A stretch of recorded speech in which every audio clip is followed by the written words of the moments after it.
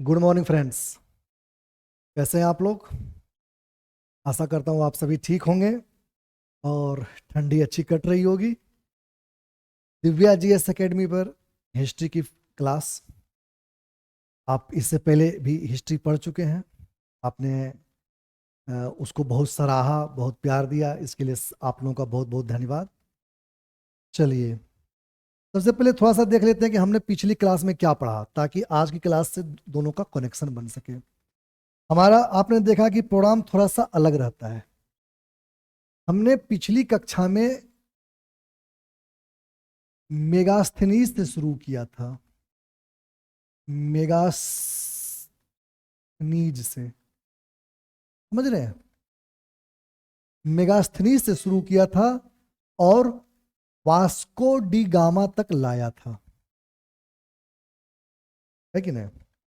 मेगास्थनीज से शुरू करके वास्को डी गामा तक हमने कहानी जारी रखी थी। पिछली कक्षा में हमने यूरोपियन ट्रेवलर्स के बारे में पढ़ा था। यूरोप के किन किन चीजों के बारे में पढ़ा था? यात्रियों के बारे में पढ़ा था। समझ रहे हैं कि यूरोप के यात्री कैसे पूरी दुनिया में घूमे। पहले स्थल मार्ग से, सिल्क रूट हमने देखा था। उसके बाद जल मार्ग से कैसे पूरी दुनिया को खोजा। तो एक यात्रियों के बारे में देखा था, दूसरा खोजकर्ताओं के बारे में देखा था, खोजियों के बारे में, याद होगा आपको। और तीसरा लेखकों के बारे में देखा था। समझ रहे हैं? और ये हमने एक ही क्लास में सब खत्म कर दिया था। यानी मेगास्थनीज से शुरू किया था और वास्को डी गामा तक जितने भी ट्रेवलर्स थे, जहां से भी आए हों, चाहे वो अमेरिका की खोज किए, ऑस्ट्रेलिया की खोज किए, दुनिया को एक बार पूरी तरह से घूमा। आप जाइए हमारे प्लेलिस्ट में, हिस्ट्री बाय अमित सर है, बहुत इंपॉर्टेंट क्लास है। उससे डायरेक्ट क्वेश्चंस आते हैं, पूरे फैक्ट्स आते हैं। ये आप एक बार आप उसको देखिएगा तब आपको पता चलेगा, और जो हमारे रेगुलर दर्शक हैं उनको पता है। तो हमने सारे यात्रियों को पढ़ा, खोजकर्ताओं को पढ़ा कि कैसे दुनिया की खोज की गई। हमने लेखकों को पढ़ा कि जो यात्री आते थे, कारवां चलता था तो उसके साथ सब चलते थे। तो कुछ लेखक होते थे, कुछ इतिहासकार होते थे। वो सब जब भारत आए, चीन आए, और भी अलग अलग क्षेत्र में आए, तो हमने भारत पे ही फोकस किया था ज्यादातर। तो उन्होंने भारत के बारे में बहुत कुछ लिखा, और जो उन्होंने लिखा उससे यूरोप के जो लोग थे, यूरोप के चाहे वो यात्री हो, चाहे वो व्यापारी हो, सब भारत के प्रति अट्रैक्ट हुए, भारत के प्रति आकर्षित हुए कि अच्छा, इतना धनवान जगह है वो। और तब वे लोग लगातार भारत आकर व्यापार करना शुरू किए, और उस व्यापार से भारत और यूरोप के बीच में एक कनेक्शन बना सिल्क रूट के द्वारा। लेकिन फिर हमने देखा कि कैसे ऑटोमन साम्राज्य वगैरह ने उसको, मतलब स्थल मार्ग को अवरुद्ध किया, तब इन्होंने जल मार्ग की खोज की। और आज हम देखेंगे कि कैसे वास्को डी गामा वहां से भारत आया। समझ रहे हैं? ये सारी चीजें हमने देखी। हमने पुनर्जागरण भी देखा। सारी पटकथा पीछे हो चुकी है। अब हम यहां पे देखेंगे क्या कि settlement of European company in India, Bharat में कैसे वो कंपनियां जो आई उनका व्यवस्थापन हुआ, कैसे वो यहां पे स्थापित हुई। अंतर क्या है कि हमने पिछली कक्षा में जो देखा था वो क्या थे? हमने पिछली कक्षा में जो देखा था वो थे यात्री। समझ रहे हैं? जो अपने जुगाड़ से यहां पे आते थे। हमने प्लिनी के बारे में पढ़ा, हमने मेगास्थनीज के बारे में। कुछ तो इनवॉय के रूप में आते थे, मतलब राजदूत के रूप में जो राजा भेजता था, और कुछ अपने से आते थे ट्रेवलर के रूप में। लेकिन अब बन गई कंपनी। समझ रहे हैं? आज जो हम पढ़ेंगे वो इन कंपनियों के बारे में पढ़ेंगे। कंपनी और यात्री में फर्क है। यात्री की जो सुविधाएं हैं लिमिटेड है। समझ रहे हैं? वो अकेले आते हैं, वो किसी के प्रतिनिधि नहीं होते हैं। अगर प्रतिनिधि हैं तो राजा के हैं, तो वो घूमने आए, यहां के बारे में लिख के गए। लेकिन कंपनी जो है, ये कंपनी तो दो ही तरह की हो सकती है, या तो पब्लिक या प्राइवेट अगर पब्लिक है तो उसको सरकारी फंड मिलेगा, और अगर प्राइवेट है तो उसके जो शेयरधारी हैं और भी जो लोग हैं वो फंडिंग करेंगे। तो ये सारी चीजें इस तरह से परिवर्तित हुई। आज जो हम पढ़ेंगे वो हम पढ़ेंगे कि भारत में यूरोपियन कंपनी किस तरह से आई, कैसे जब यहाँ के इंडिविजुअल यात्री, जब यहाँ के एक एक यात्री जब यहाँ से माल ले जाकर वहां बेचे, और चाहे जैसे भी हो, डायरेक्ट आकर ले गए हों या बीच से, जैसे हमने देखा कि अरबों ने अरब वहां तक पहुंचा देते थे और फिर वहां से वेनिस के यात्री ले आते थे, और शुरू में स्थल मार्ग में इटली का वर्चस्व था, ये हमने देखा था। तो आज हम देखेंगे कैसे उन मुनाफों को लाभ में बदलने के लिए और उस पे और ज्यादा लाभ कमाने के लिए वहां के लोगों ने कंपनियां बनानी शुरू की और कंपनियों में इन्वेस्ट करना शुरू किया। उन्होंने खोजकर्ताओं पे इन्वेस्ट किया। वास्को डिगामा ऐसे ही नहीं आ जाता था, या कोलंबस ऐसे ही नहीं निकल जाता था। उस पे वहां का राजा या ये कंपनियों का जो जिस तरह का भी मालिक हो, वो उनको पैसे देता था, वो उन पे इन्वेस्टमेंट करता था, और ये इन्वेस्टमेंट तो अनलिमिटेड हो सकता है, समझ रहे हैं। और उस इन्वेस्टमेंट से वो अलग अलग दुनिया की खोज, अलग अलग यात्राएं किया और अलग अलग तरीकों से भारत पहुंचा, समझ रहे हैं। तो आज हमारी जो कहानी है, चलिए ये तो पिछली कहानी थी, आज की कहानी पे हम थोड़ा देखते हैं। आज जो हमारी कहानी है वो किससे रिलेटेड है, उसका थोड़ा सा एक बैकग्राउंड समझ लेते हैं ताकि आगे बढ़ने में आसानी हो, पढ़ने में आसानी हो।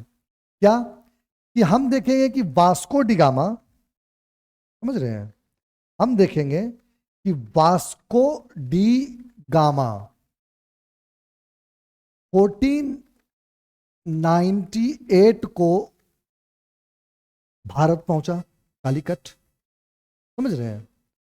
और यहां ये भारत है, बड़ा सा भारत था उस समय, आज का भारत तो था नहीं उस समय, तो भारत थोड़ा सा बहुत बड़ा क्षेत्र था। ये भी इसमें मिला लीजिए, पूरा पाकिस्तान वगैरह, पूरा बांग्लादेश वगैरह। जब भारत बोलूं तो पूरा कॉन्टिनेंट समझना है, समझ रहे हैं। तो वो इस ईस्वी में भारत आता है, और 1757 आते आते भारत को एक कंपनी अपने आधिपत्य में, अपने गुलामी में जकड़ लेती है। ये पूरी कहानी आज की है, समझ रहे हैं।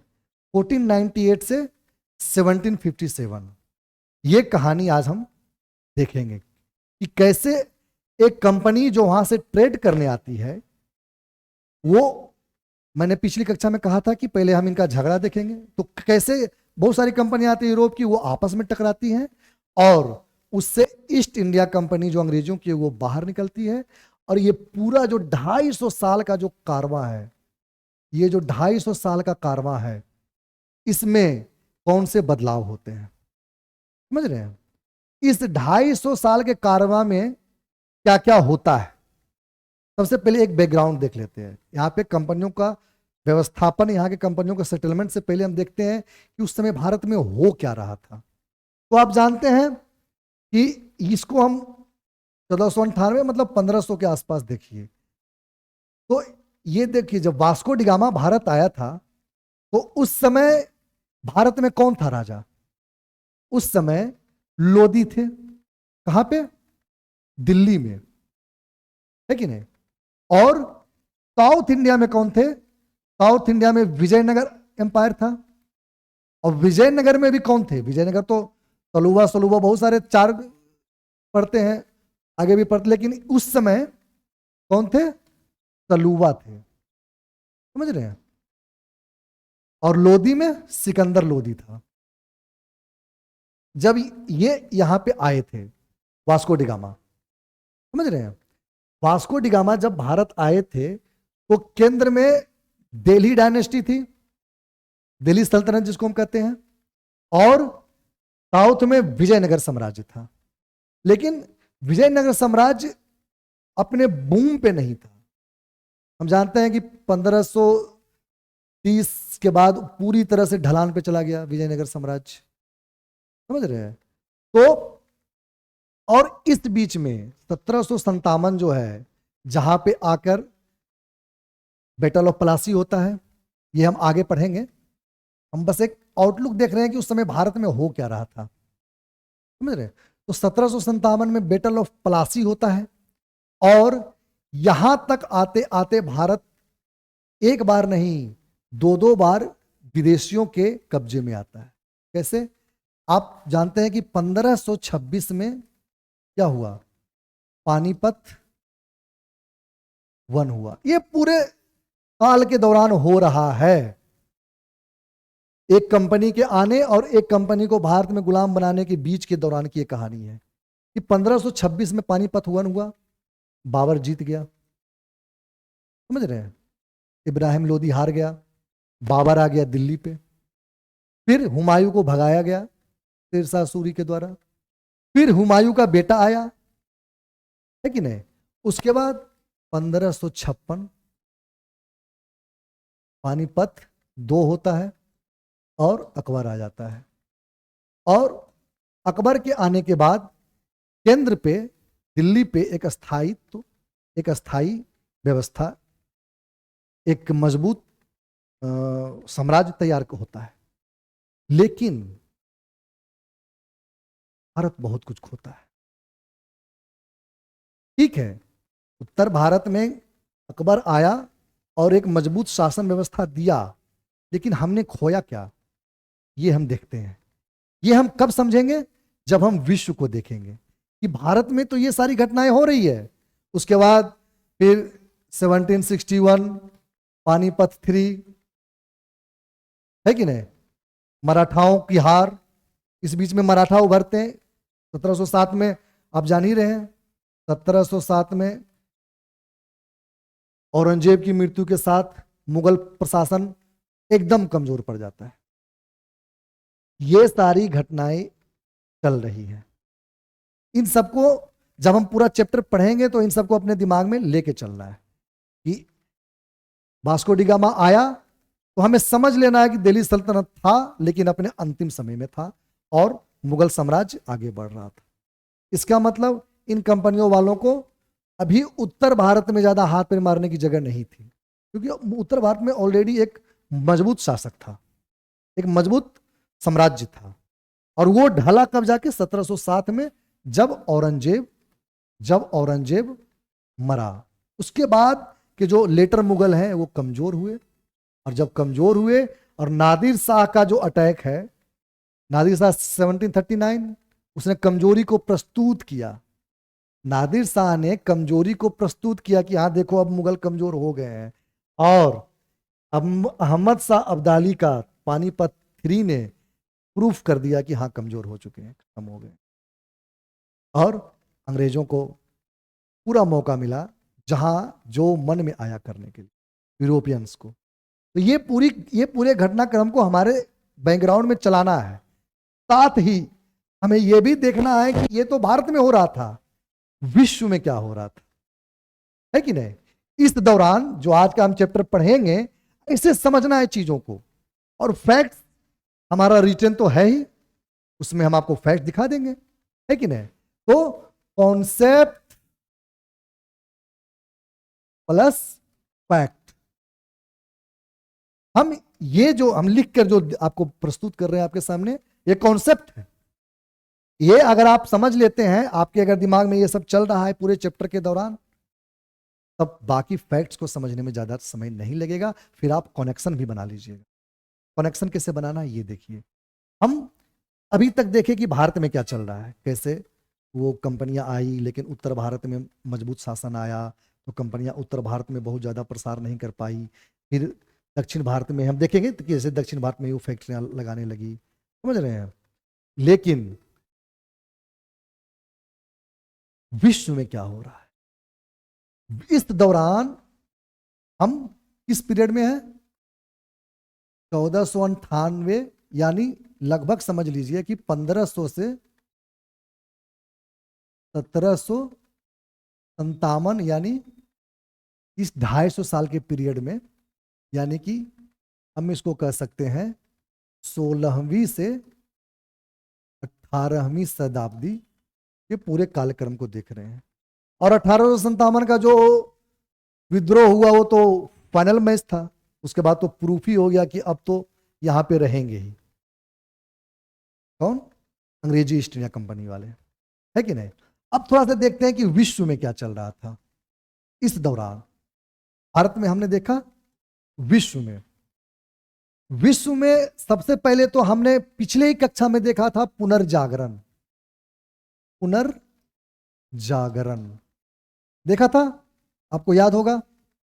और पिछली और जिसने वो वीडियो नहीं देखा है वो प्लेलिस्ट में जाकर देख सकते हैं, बहुत इंपॉर्टेंट फैक्ट से भरा हुआ वो वीडियो है, कॉन्सेप्ट भी है, वो आपका बेस, आधुनिक भारत का बेस है, समझ रहे हैं।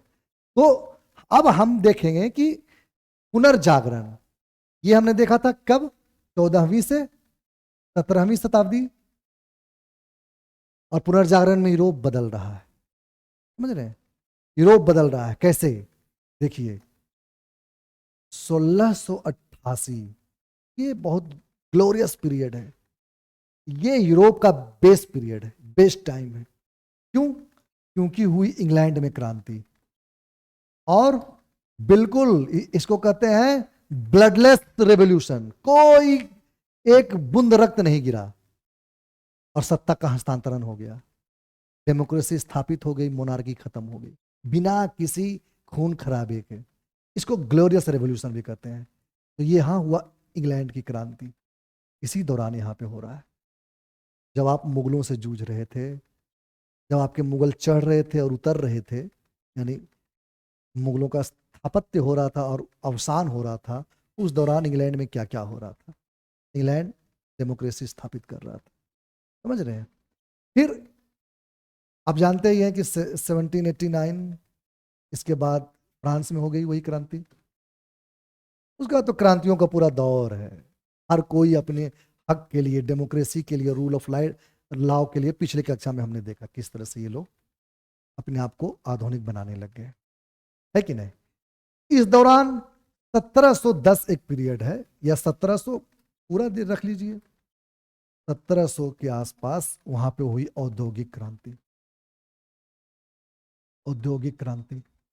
और औद्योगिक क्रांति ही वो रीढ़ है जिसने यूरोप को नेक्स्ट एरा का बादशाह बनाया। पूरे दुनिया पर अब अपनी कॉलोनी स्थापित कर लेना, पूरी दुनिया को जीत लेना, चाहे तरीका जो भी हो, लेकिन पूरी दुनिया को जीत लेना, यही वो असली वजह है। तो औद्योगिक क्रांति ने नई मशीनों को जन्म दिया, नई मशीनों को, बिल्कुल मशीन युग आ गया। इस तरह से हम नई मशीनों की जगह मशीन युग भी कर सकते हैं। ये पूरा समय जो है ना भाई साहब, पूरा परिवर्तन का समय है। ये पूरा समय जो है ये परिवर्तन का समय है, और परिवर्तन के समय जो परिवर्तित नहीं हुआ वो पिछड़ जाएगा या गुलाम बना लिया जाएगा। समय के साथ तो चलना ही पड़ेगा, चाहे वो मनुष्य हो, चाहे वो देश हो, चाहे वो समाज हो, कोई भी हो, समय के साथ तो बदलना ही पड़ेगा। कहते हैं कि लोग कोट पैंट क्यों पहन लिए, कंफर्टेबल है, धोती कुर्ता में थोड़े घूम सकते हैं, अब कंफर्टेबल है, फुल पैंट शर्ट पहन लिए। समय के साथ बदलना पड़ेगा। हम ही नहीं पहने, पूरा चाइना देखिए कोट पैंट पहन के घूमता है। हम तो फिर भी थोड़े रिजिड हैं, तो फिर भी थोड़े हैं, लेकिन उन्होंने तो अपना ड्रेस कोड बना लिया। आप कभी करंट अफेयर में देखिएगा, सारे प्रधानमंत्रियों का आपको कोरिया के, चाइना के, जापान के सब कोट पैंट में मिलेंगे। भारत थोड़ा सा अपना कल्चर बचाता है, तो भारत के प्रधानमंत्री आपको सूट वूट में भी मिल जाते हैं। मोदी वो बंडी ही चल गई, हालांकि बंडी का स्टाइल बहुत पुराना है, लेकिन तो समय के साथ तो बदलना पड़ेगा, है कि नहीं। और इसमें कहीं रिजिडिटी नहीं होनी चाहिए। जो ज्यादा तना हुआ रहता है पेड़, वही गिरता है। जो पेड़ झुकता है, आप इतना भी नहीं झुक जाना है कि कोई आपके आत्मसम्मान को हानि पहुंचा दे। आगे हम देखेंगे अंग्रेज कितना झुके, कितना बढ़े, हर चीज का एक्सपेरिमेंट करके आगे बढ़े। तो यूरोप में औद्योगिक क्रांति हुई, क्रांति, मशीनों का युग आया, और जब मशीनों का युग आया, विज्ञान यहां ये सब हमने देखा था। इस तरह से विज्ञान, हम आज क्या देखेंगे, यूरोप में तो विज्ञान बढ़ रहा था, भारत में क्या हो रहा था।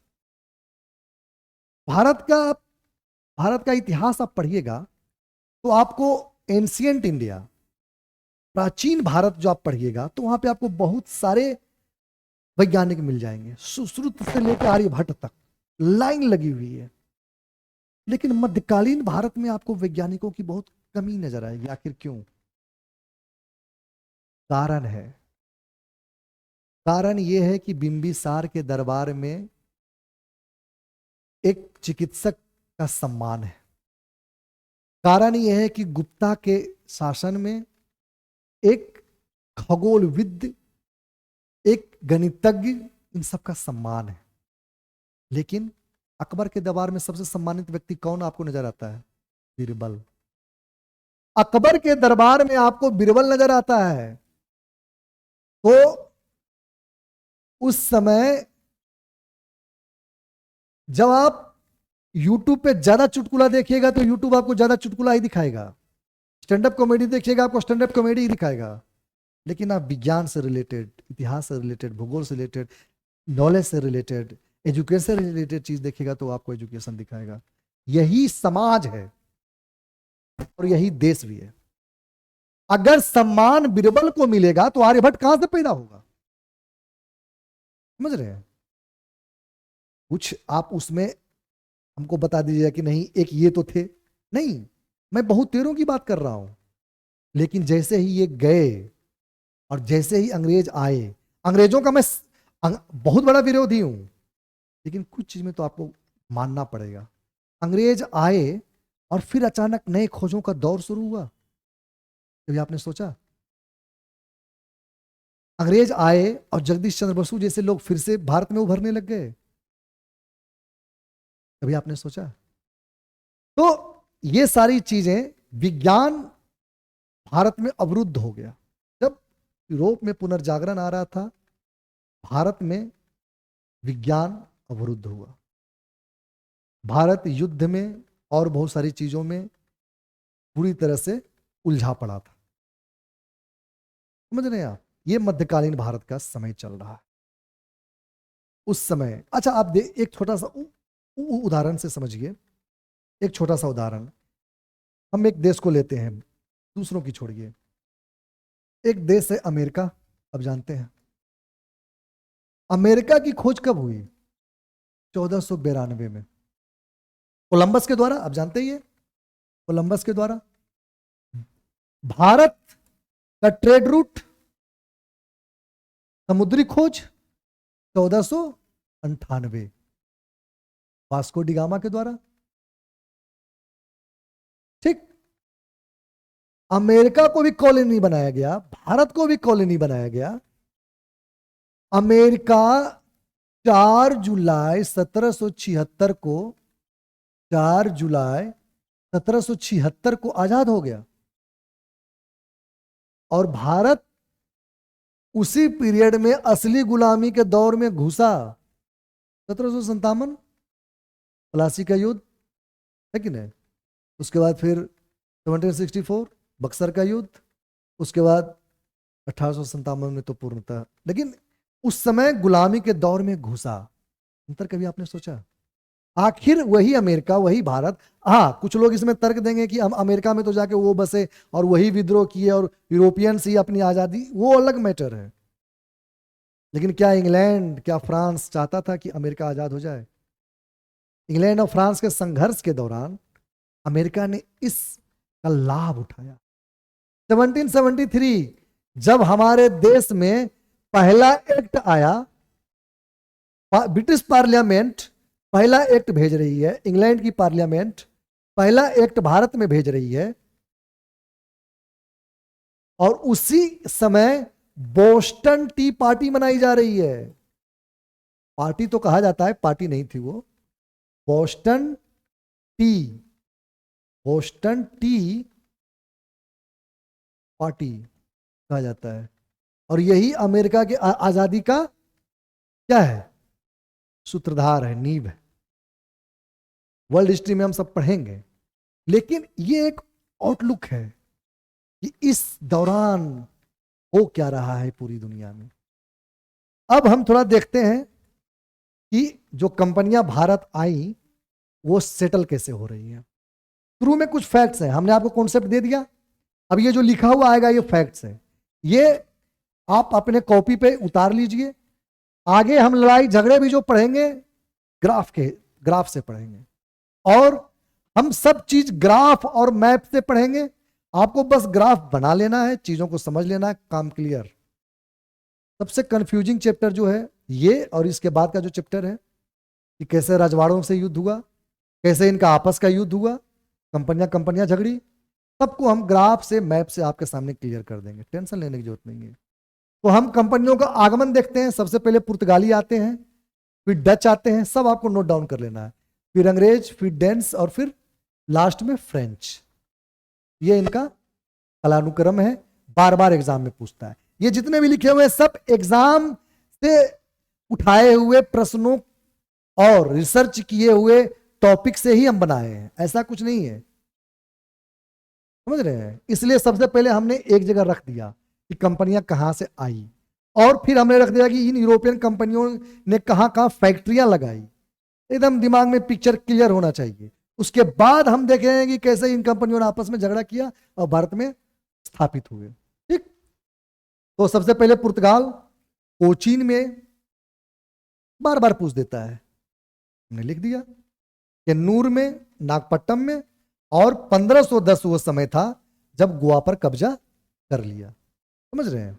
फिर डच सबसे पहले मसूलीपट्टनम में बनाए, समझ रहे हैं। उसके बाद पुलिकट में, फिर सूरत में। और ये लाइन एकदम लिख लेने के लिए है जो बीपीएससी की तैयारी करते हैं या बिहार से ओरिएंटेड कोई भी क्वेश्चन, मतलब दरोगा हो और टीचर वाला हो और सिपाही वाला हो, कोई भी बिहार का आता है तो ये बार बार पूछा जाता है कि पटना में डच ईस्ट इंडिया कंपनी की स्थापना कब हुई? 1632 ईस्वी में। बार बार पूछा जाएगा, एक बार नहीं कई बार, आप प्रीवियस ईयर में जाके देख लीजिए। हमने आपको कहा ना कि हम बिल्कुल रिसर्च बेस्ड बनाएंगे। उसके बाद चलते हैं आगे की ओर। फिर अंग्रेज, पहली कंपनी सूरत। अभी सिर्फ कंपनी देख रहे हैं कि कंपनी कहां कहां स्थापित की है इन लोगों ने। दक्षिण भारत में पहली फैक्ट्री जो इन्होंने बनाई वो, अभी हम सिर्फ फैक्ट्रीज के बारे में बात करेंगे, मसूलीपट्टनम में, ठीक। और पूर्वी भारत में बालासोर। बालासोर कहां है? उड़ीसा में। तो पूर्वी भारत में सबसे पहले उड़ीसा में। हो सकता है प्रश्न में आपको हुगली भी दे दे कि पूर्वी भारत में है, या तमिलनाडु का कोई तट दे दे, नहीं। कहा? 1652 में हुगली में और 1668 में मुंबई में। ये इनका कालानुक्रम है, ये आपको लिख लेना है। और पटना में 1620 में इन्होंने खोला तो था, कोशिश की थी, लेकिन अंत में 1651 में इन्होंने क्या किया था, एक छोटी सी फैक्ट्री लगाई, और वो जगह कौन थी? आलमगंज। ये भी इंपॉर्टेंट है, बार बार पूछता है, ठीक। उसके बाद फ्रांसीसी सबसे पहले सूरत में लगाए, उसके बाद मसूलीपट्टनम में, उसके बाद पांडिचेरी में। आपको ईयर बाय ईयर, ये बिल्कुल हम आपको क्रोनोलॉजिकल बाई, कालानुक्रम बाई सजा के आपको आपके सामने रख दिए। फिर आए डेंस, नहीं को ऐसे लिखिए डेनिस। ये डेनिस मतलब कहां से? नॉर्वे से, उधर के क्षेत्रों से, समझ रहे हैं, डेनमार्क से। वो सब उस समय का नक्शा अलग था, अब तो बहुत सारे क्षेत्र हो गए हैं। तो नॉर्वे और डेनमार्क का जो क्षेत्र है, स्कैंडिनेवियन कंट्रीज जो ऊपर साइड में है, जिसको जो अभी आप करंट अफेयर में पढ़ते होंगे तो जितना भी रैंकिंग आता होगा उसमें नंबर 1 यही लोग रहते हैं। सबसे शांत है, सबसे अच्छा पर्यावरण है, तो ऐसा लग रहा है जैसे जन्नत है वहां पे। बहुत सारे रिसर्च में आता है कि वहाँ की लड़कियां बहुत लंबी लंबी होती है, बहुत सुंदर सुंदर होती है। वहाँ का वातावरण बहुत अच्छा है, स्वच्छ है, समझ रहे हैं। अट्रैक्ट करता है, मन करता है जाकर बस जाया जाए पोल्यूशन से बाहर। जो दिल्ली और पटना में रहते हैं उनको तो लगता ही होगा। तो वो आए थे, अभी हमारा मन करता है कि हम वहां जाकर बस जाएं, क्योंकि वो हमसे अच्छी स्थिति में है, लेकिन उस समय उनका मन करता था कि वो यहाँ के फैक्ट्रियां लगाएं, और वो बेचारे उतना बड़ा समुंदर लांग के यहां तक आते थे। समय समय एक ऐसा चीज है भाई साहब कि वो एक जैसा नहीं रहता है, बदलता रहता है, चाहे कोई भी हो, व्यक्ति हो, समाज हो, देश हो, सबका समय बदलता है। अभी वो लोग हमारा मजाक उड़ाते हैं। हाल फिलहाल में जर्मनी में एक कार्टून छपा, जिसमें एक तरफ जर्मनी का बुलेट ट्रेन और दूसरी तरफ भारत की ट्रेन, जिसमें पॉपुलेशन की भीड़, क्योंकि करंट अफेयर में आया था ना कि भारत यूएन के हिसाब से भारत सबसे अधिक पॉपुलेटेड, सबसे अधिक आबादी वाला देश बन गया है। उन्होंने मजाक उड़ाया था। कोई बात नहीं, उड़ाइए। समय आप 1600 के आसपास, 1600 से 1700 में हमारी तरफ भागे चले आ रहे हैं, जान हाथ रख के, जाएंगे भारत, जाएंगे भारत, भारत में बिजनेस करेंगे, भारत में बिजनेस करेंगे। 2000 कितना समय हुआ? 300 साल हम आपकी तरफ मुंह कर। 300 साल देश के लिए कोई बड़ा समय नहीं होता है। नहीं ऐसा ना हो कि 2000 के आगे जब 2100 ईस्वी आए, 2200 ईस्वी आए, और तो फिर आप लोग भी इसी तरह से फिर से भारत आने के लिए बेताब हो, क्योंकि ग्लोबल वार्मिंग आ रहा है और स्थिति आपकी खराब होने वाली है, और उस समय भारत ही स्वर्ग होगा।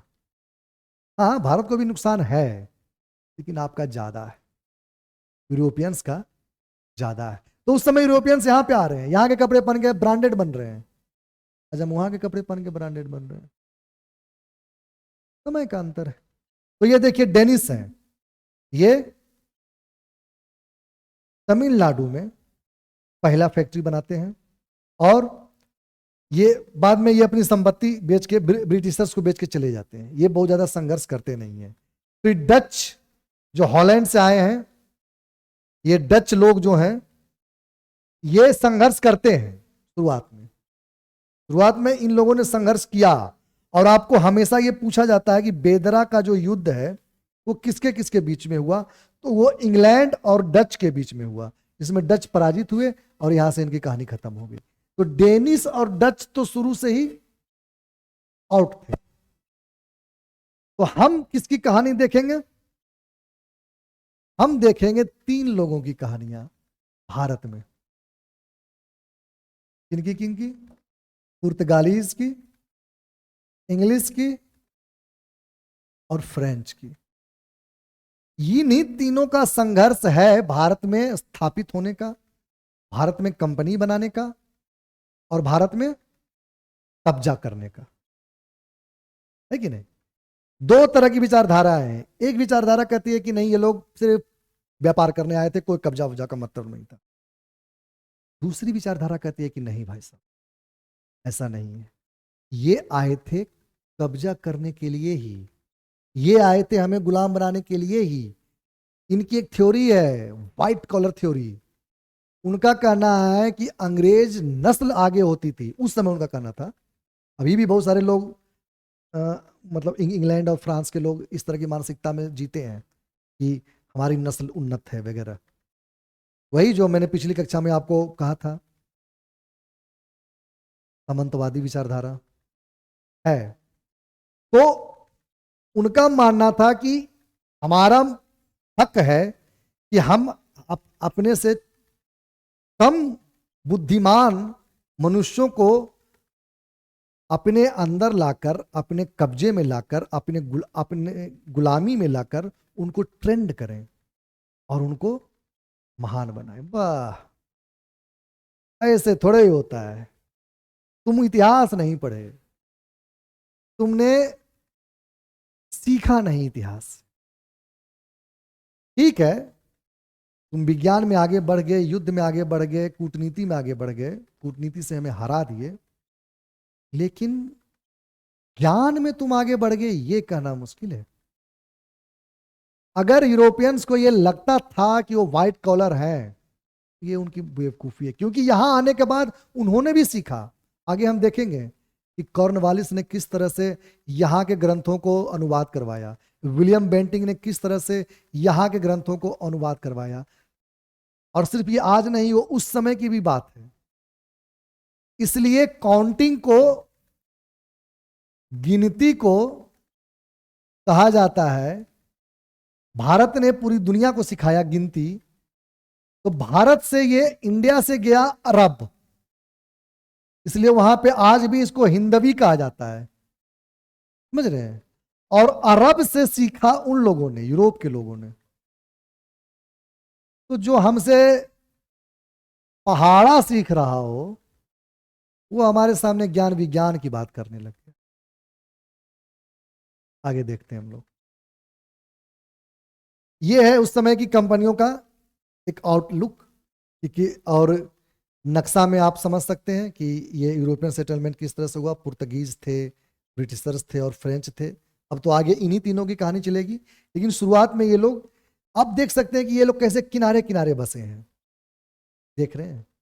तब इसी तरफ से ऐसा लगेगा, ऐसा समझ में आएगा कि जैसे चींटी, क्या होता है, चीनी का बोरा जब गिर जाता है ना, चीनी का बोरा जब गिर जाता है तो आप देखेंगे कि उसके चारों तरफ से चींटियां भर जाती है, चारों तरफ से।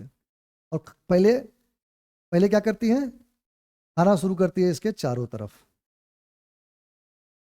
अब फिर वो धीरे धीरे धीरे धीरे बीज तक जाती है। आपको शुरुआती समय में वैसे ही लगेगा। सारी कंपनियां धीरे धीरे, इनको पता है कि बीच में अभी घुसना अच्छा नहीं है, बहुत बहुत पिटाई लगेगा, इनको पता है। तो ये बीच में घुसने की कोशिश भी नहीं कर रहे हैं। और समुंदर में ये थोड़े ताकतवर है, नेवी में मजबूत है। आपको पता है मुगल प्रशासन तक की नेवी कमजोर थी भारत में। साउथ इंडिया में चोलों को आप पढ़िएगा, उस समय नेवी मजबूत थी, लेकिन वो सब प्रशासन ढह चुका है, वो सब साम्राज्य खत्म हो चुके हैं। ये जो नए साम्राज्य है ये घोड़े वाले हैं, ये घोड़े पर बहुत अच्छा लड़ते हैं, पानी में इनके पांव ठहरते नहीं है। और यही हालत है, ये लोग बिल्कुल किनारे किनारे रहे कि अगर मारेगा तो भाग जाएंगे समुद्र में, समझ रहे हैं, और जैसे ही हटेगा आ जाएंगे फिर। और ये आगे आप कहानियों में देखिएगा, ऐसा ही हुआ भी है। ये मैं ऐसे बना बना के नहीं बोल रहा हूं। अब थोड़ा सा देखते हैं भारत में पुर्तगाली कैसे कैसे वास्को डी गामा आया और कैसे कैसे ये कहानी हुई, समझ रहे हैं, बिल्कुल कॉन्सेप्ट के साथ समझेंगे। तो वास्को डी गामा का जो यात्रा है, उसका पहले आप देख लीजिए कि रास्ता क्या क्या है, फिर हम आपको मैप में समझाएंगे। लिस्बन यानी पुर्तगाल से वो चला, कैप ऑफ गुड होप तक पहुंचा, पिछले लेक्चर में भी हमने समझाया था। फिर मोजाम्बिक के रास्ते ये कालीकट पहुंचा, कोजी कोडे, समझ रहे हैं कैसे पहुंचा, थोड़ा सा देखते हैं। इतनी आसान यात्रा भी नहीं है, इतनी आसान यात्रा भी नहीं है जितनी आसानी से हम लोग समझा देते हैं कॉमेडी करके और मजा लेके। इतनी आसान यात्रा नहीं है। इन्होंने भी पूरी, मतलब प्रॉफिट के लिए, पैसों के लिए इन्होंने जिंदगियों को दांव पे लगाया है। इस समुंदर में जाने कितने बड़े बड़ी नावें, बड़े बड़े जहाज अभी भी समुंदर के नीचे दबे पड़े हैं उस समय के। वो उस कहानी को बयां करते हैं कि इन्होंने कैसे अपनी जिंदगियों को दांव पे लगाया होगा। अब देखिए यहां से चलता है, ये तो आप कहानी जानते ही होंगे, पिछली कक्षा में हमने बताया। यहां पहुंचता है वास्को डी गामा, एक बार पहुंचता है, कहते हैं कि लौट जाता है, नहीं आ पाया। दूसरी बार आया, फिर कहते हैं कि एक गुजरात का ही यात्री उसको बताया कि अरे रे यहीं पे तो है भारत। यही कह रहा है कि अब यहां पर तो लोग आ जाते थे, हमने पिछली कहानी में पूरा देखा कि कुछ लोग यहां से यहां तक आए, फिर यहां पे घूमे, फिर यहां तक आए, फिर यहां पे घूमे, फिर वास्को डी गामा भी यहाँ आया, यहीं पे घूम घाम के चला गया। लेकिन यहाँ पे भारत का जो आदमी था वो पहुंचता रहता था, भारत के व्यापारी। तो उसको एक व्यापारी भेटा गया। अब उसने कहा कि आते कैसे हो जी? तो कहा कि ऐसे आते हैं। और कैसे आते हैं? ये रास्ता है, ये रास्ता है, ऐसे ही आते हैं। कहा कि झूठ बोलते हो, हम तो कई बार कोशिश किए इधर बढ़ने का, बढ़ ही नहीं पाते हैं। कहा कि मौसम गलत चुनते हो, है कि नहीं? उसने कहा कि मौसम गलत चुनते हो। क्यों? तुम यहां से अगर जुलाई अगस्त के बाद जाने की कोशिश किए तो नहीं जा पाओगे। थोड़ा ज्योग्राफी में समझते हैं, इन सब चीजों को थोड़ा ज्योग्राफी से समझते हैं। आपने ज्योग्राफी में इन सब चीजों को पढ़ा होगा, अगर नहीं पढ़ा है तो यहां पे समझ लीजिए। यहां पे चलती है मॉनसून पवने, यहां पे चलती है मॉनसून पवने। इस क्षेत्र को कहते हैं मस्केरियन हाई, यानी यहां पे हाई प्रेशर बेल्ट, यहां पे है लो प्रेशर बेल्ट, और ये है तिब्बतन लो। इसको कहते हैं तिब्बतन लो, यानी यहां पे है लो प्रेशर बेल्ट। समझ रहे हैं? यहां पे लो प्रेशर बन जाता है कब? मई के समय में, जून के समय में। और जब यहां पे लो बनता है, यहां पे हाई बनता है, तो यहां से पवनें चलती हैं इस तरफ,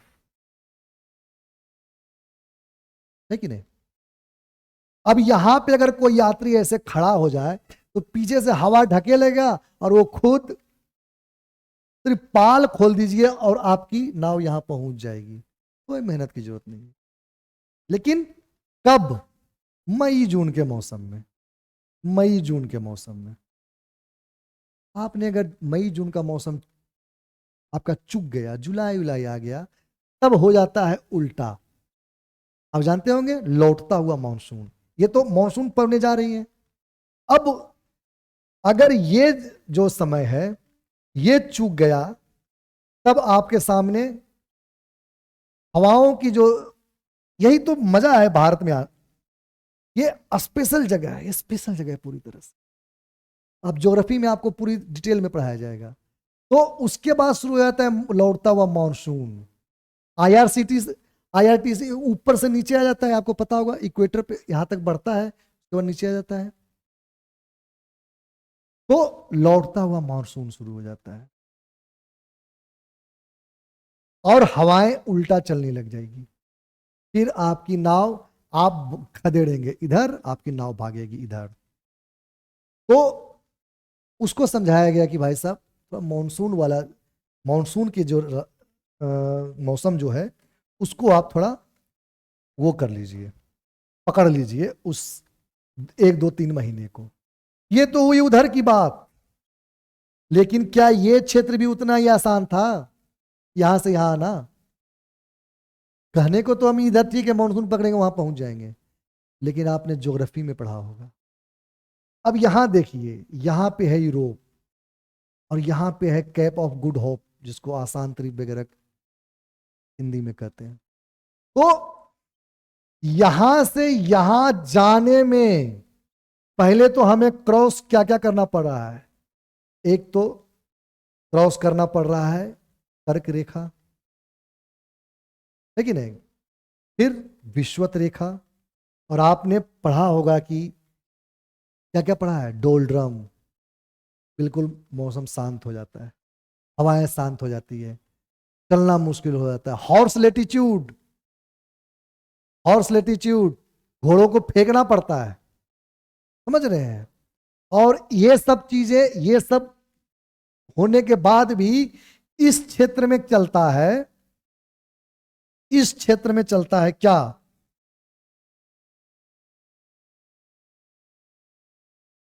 बेंजुएला, जिसको बेंगोला भी कहते हैं, याद आ रहा है? यहां पे चलता है बेंगोला करंट, जो बिल्कुल अपोजिट है। यहां पे कैनेरी करंट आपको थोड़ा सा पूछ तो देगा, लेकिन ये बेंगोला करंट और यहां पे साउथ इक्वेटोरियल करंट, बेंगोला करंट और साउथ इक्वेटोरियल करंट आपको तो उल्टा ढकेलेंगे ना, और साउथ इक्वेटोरियल करंट तो आपको इस तरफ ढकेलने की कोशिश करेगा। इतना आसान भी नहीं है यहां से यहां पर, और उस समय पे आना जब बहुत ज्यादा एडवांस।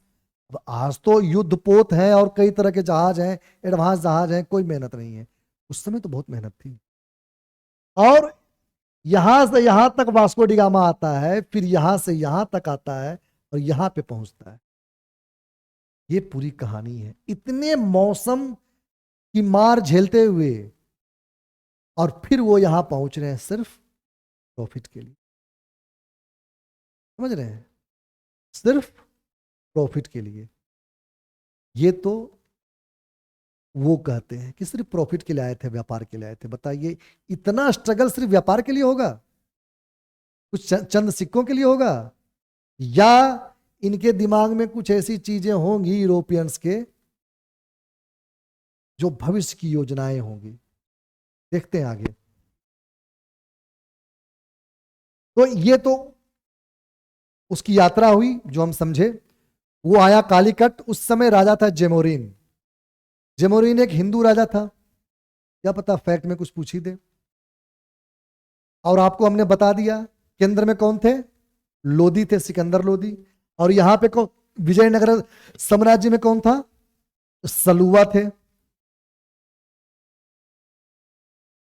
ये सारी चीजें हमने आपको समझा दी, यहां पे सिकंदर लोदी थे। अब हम आगे बढ़ते हैं। ये तो था वास्को डी गामा। अब वास्को डी गामा यहां पे आया, स्थापित किया चीजों को। शुरू में भी कुछ झड़प हुई, कहा जाता है कि वास्को डी गामा के साथ जब दूसरी बार वास्को डी गामा आया तो अपने साथ कुछ सैनिक भी लाया था और कुछ फायरिंग वायरिंग भी किया था वहां बॉर्डर पे। बॉर्डर मतलब गोवा के आसपास के क्षेत्रों पे। तो ये सारी चीजें थी और ये दिखा रही थी कि उनका जो प्लान है वो लॉन्ग टर्म का प्लान है।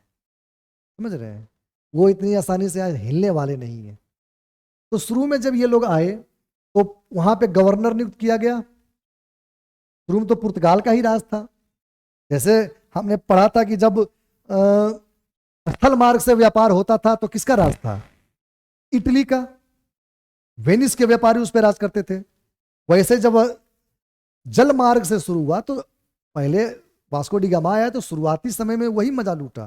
कौन लूटे, पुर्तगाली ही। तो उन्होंने पहला जो बनाया वो फ्रांसिस दी, ये